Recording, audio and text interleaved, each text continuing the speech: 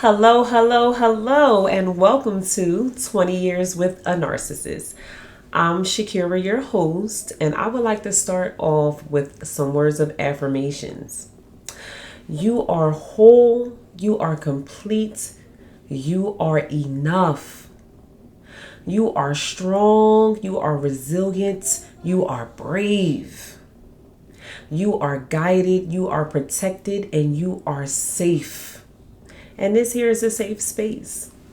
Today's episode is actually called Walking on Eggshells. Before I get into this episode, I would like to recap my previous episode, which was the first one. I was live and I felt like I did a little jumping around. So I would like to just recap it a bit. I did talk about how me and my narc met.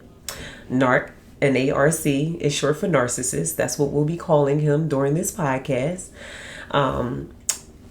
The love bombing phase, how the trauma bond between a narcissist and his target is even formed.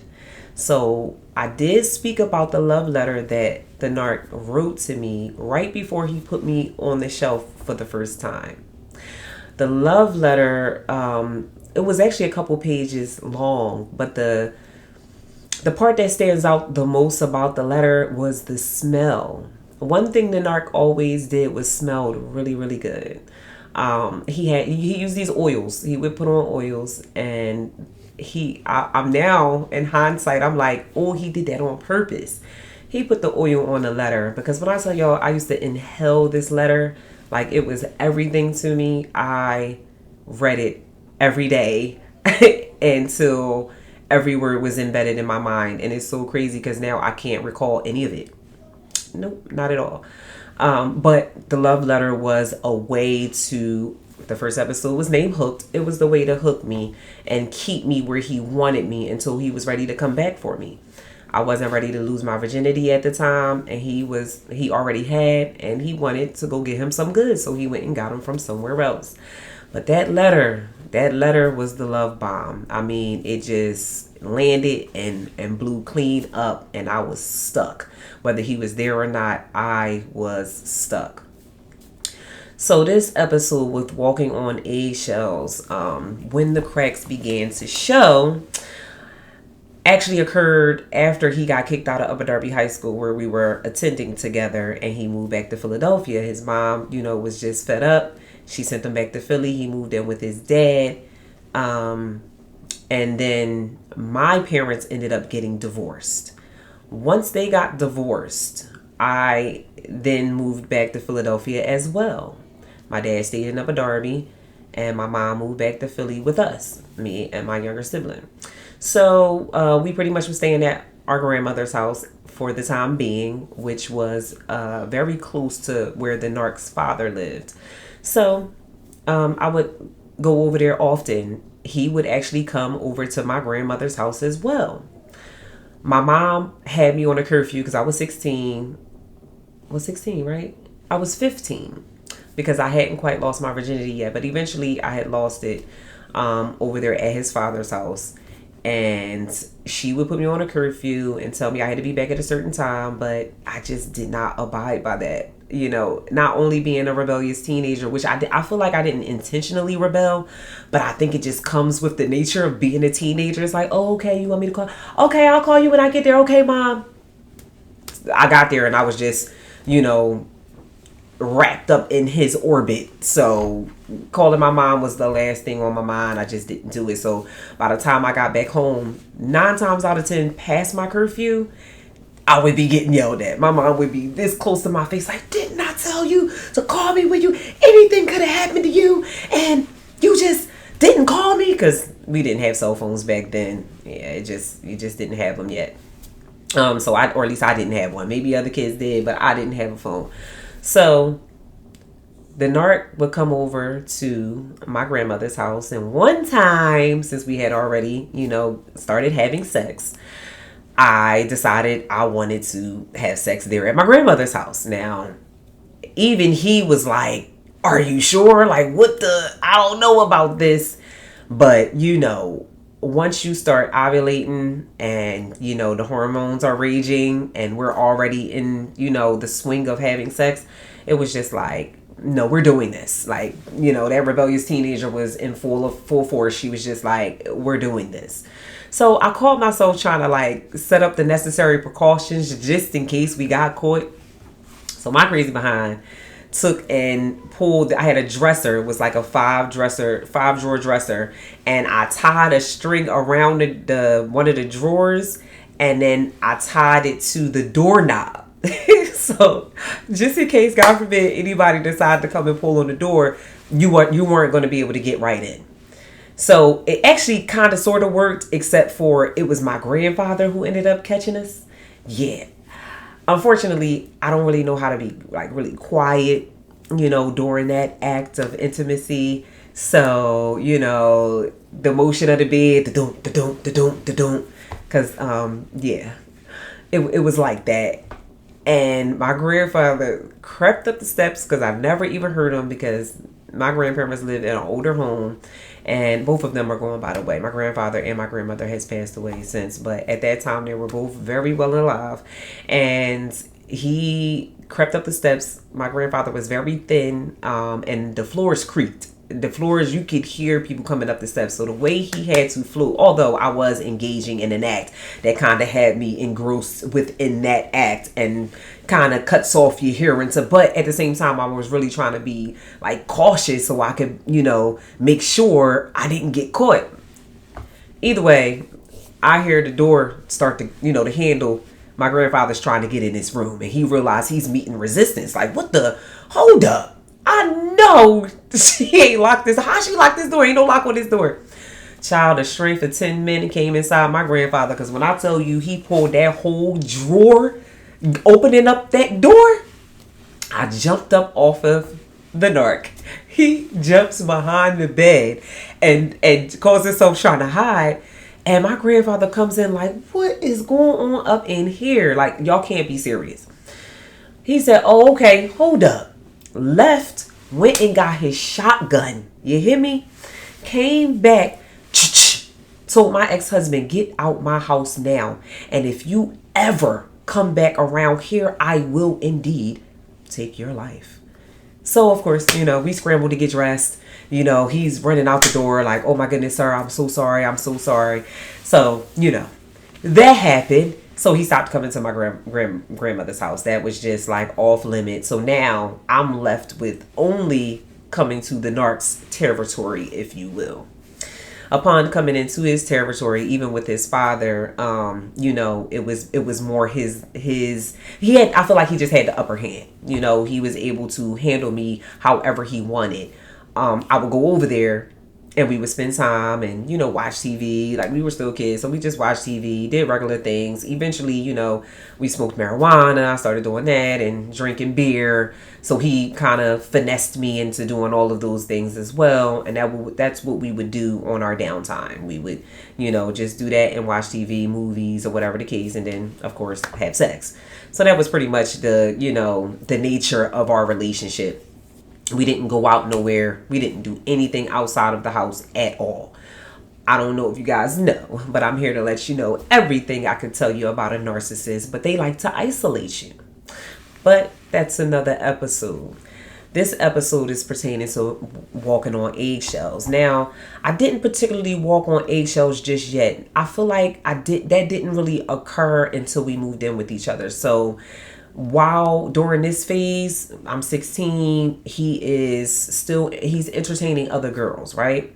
So what was definitely apparent in the relationship was the gaslighting. Of course, I wasn't aware of that, didn't know what that was at that time, but anytime he called himself engaging in, whatever he would engage in with another female, and I caught wind to it, however I may, find out, it would be like, what?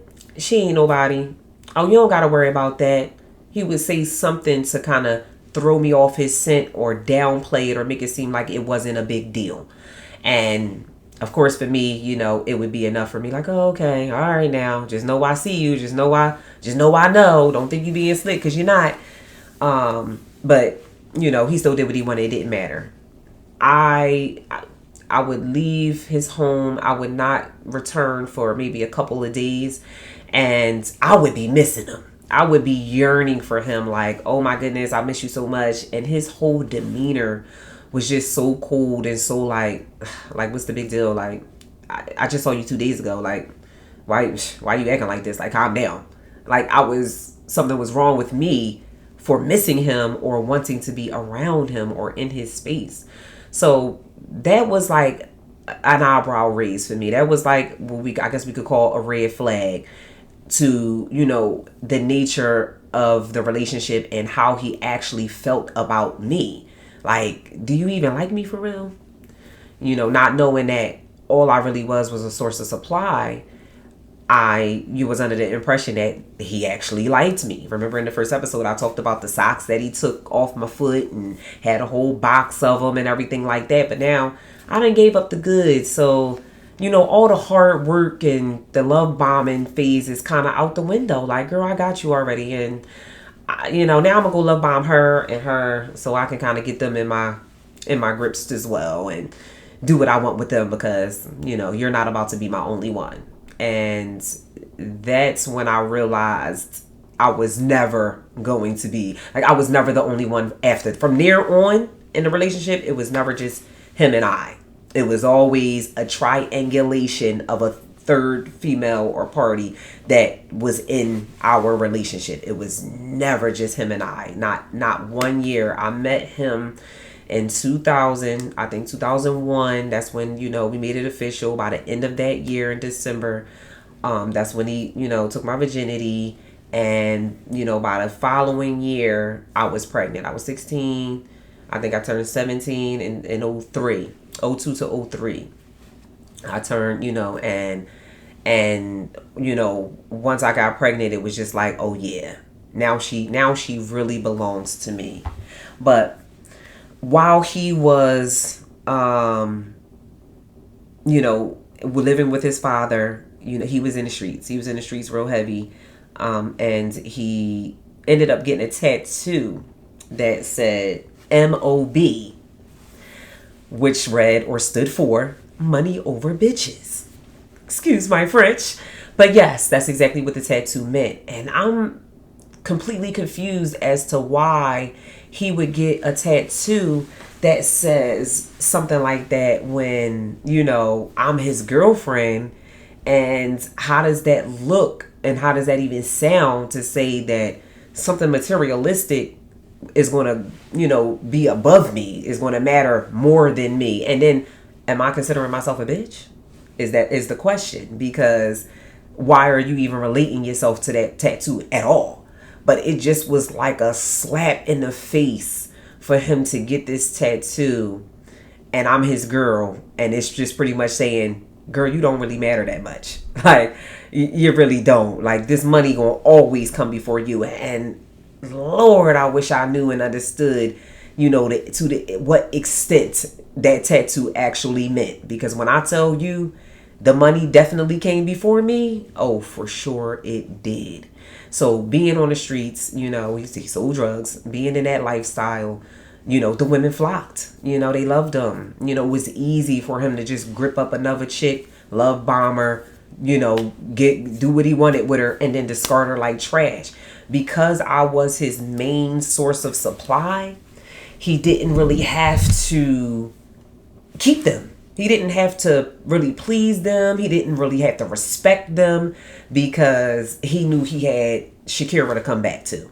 So, yeah, I'm doing Shakira dirty by sleeping with these other females and doing what I want and moving how I want. But I got Shakira so wrapped around my finger that A, I know she's not going nowhere. And B, that puts me in a position to be able to, move in on these other women, handle them how I want, and discard them like trash and not care because my main source of supply is going to be sitting right there waiting for me, right?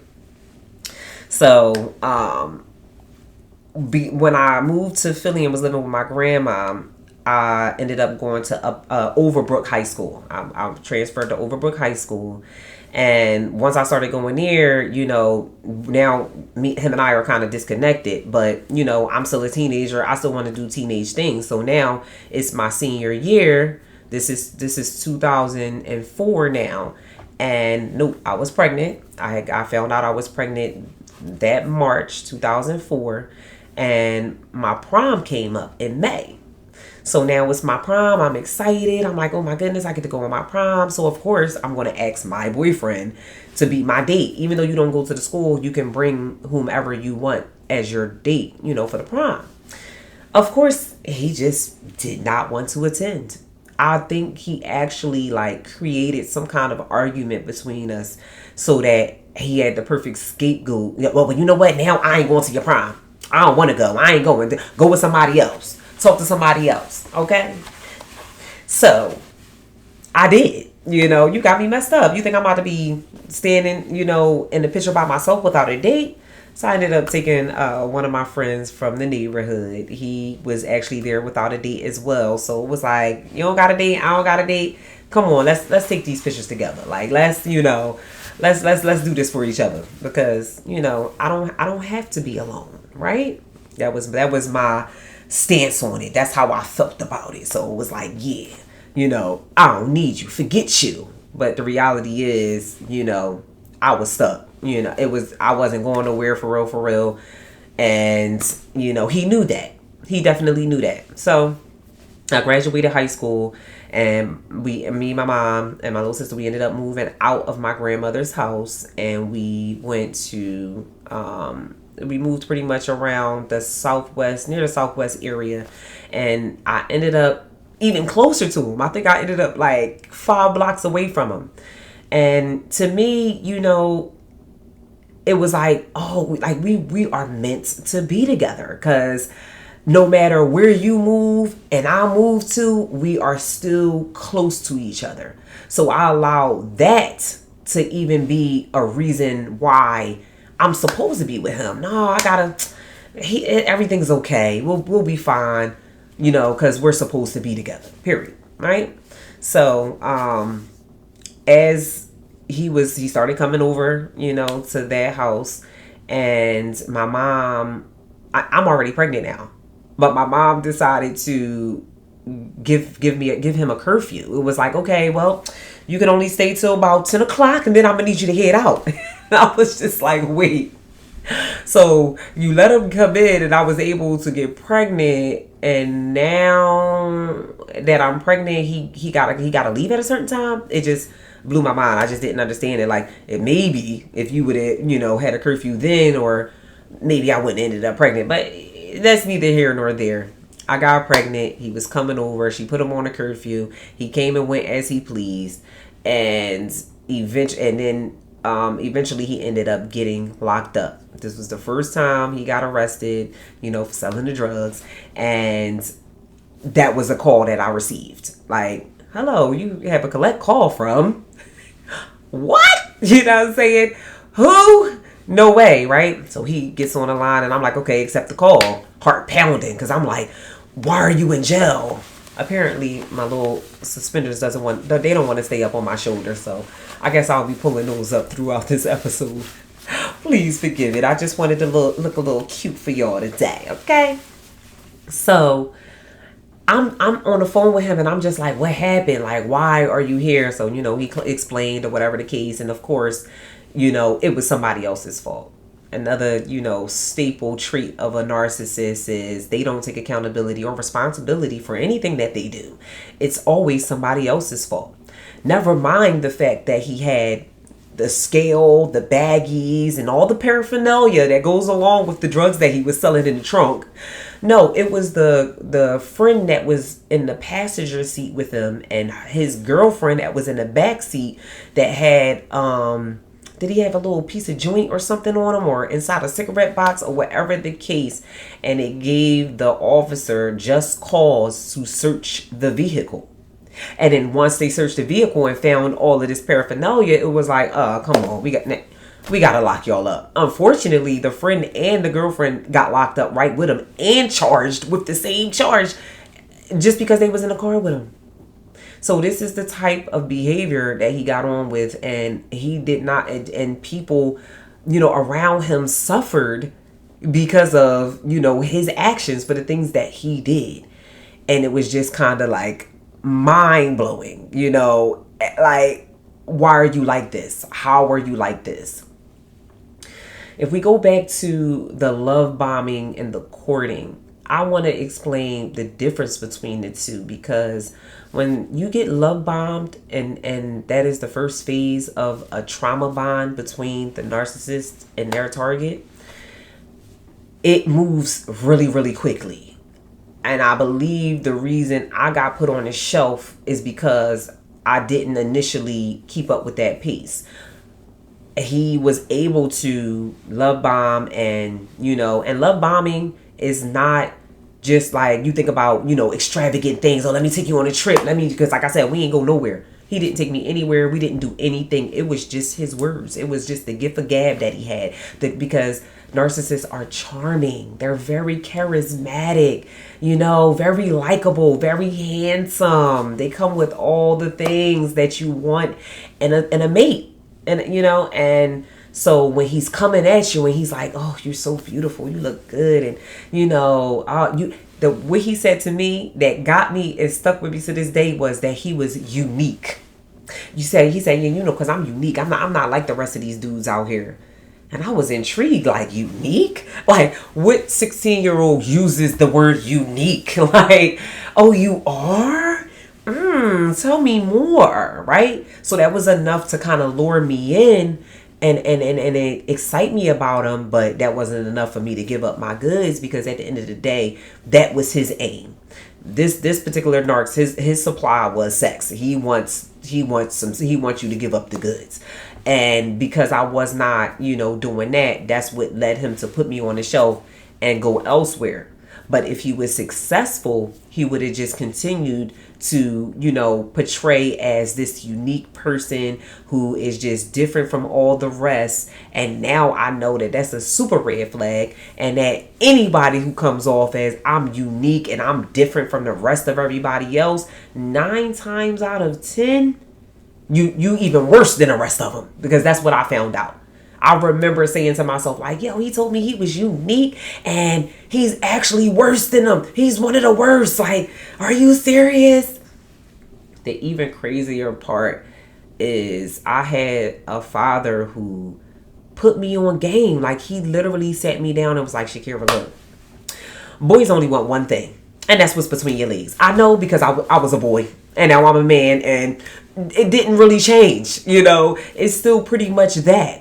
That is like, you're kind of like the end all be all for a man. The reason why they get, these great jobs and the big house and the fancy cars and the jewelry, even, think about all of your rappers and, people who are famous, the actors, everybody that's up in Hollywood, that they put on the whole game. The whole name of the game is the flex.